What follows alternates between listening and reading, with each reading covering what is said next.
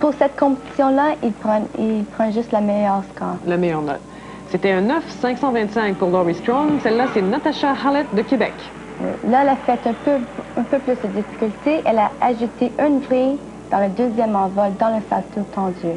On voit ici la main à terre, puis une vrille dans le salto. Un pas à la fin, mais elle a une deuxième chance pour faire meilleur. Alors, la plus grande qualité de Natasha, on l'a vu au bar également, c'est peut-être l'amplitude, la hauteur qu'elle est capable de prendre. Ah oui, beaucoup d'auteur. Là aussi, meilleur saut, là.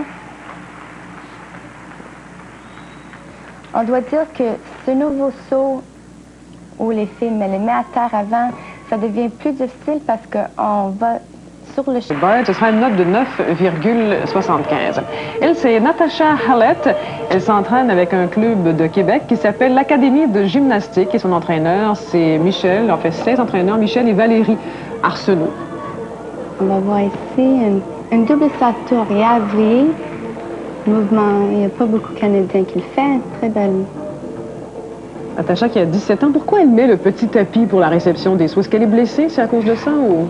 Le petit tapis est là juste parce que maintenant c'est une compétition nationale importante, mais ce ne sont pas les Jeux olympiques, alors il permet de mettre quelque chose juste pour un peu de protection pour qu'elle ne se blesse pas s'il y a quelque chose qui à la réception. Puis vous voyez un peu, elle a un peu de tape à la cheville.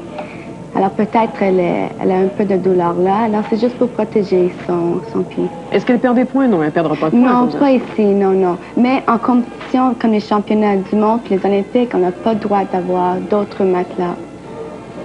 C'est juste maintenant, au niveau provincial ou national, il permet ça.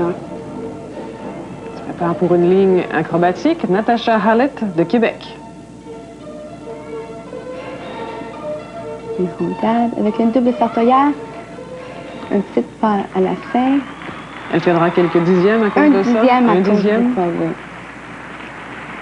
Ici, on peut voir une double sartorière dans position carpée. Ça, c'est encore plus difficile que groupé parce que ça tourne moins vite. Exact, parce que la position, la rotation, ça devient plus long. Ce qui veut dire que ça prend plus d'amplitude, plus de hauteur pour pouvoir bien réussir. Alors, Natasha aura une note de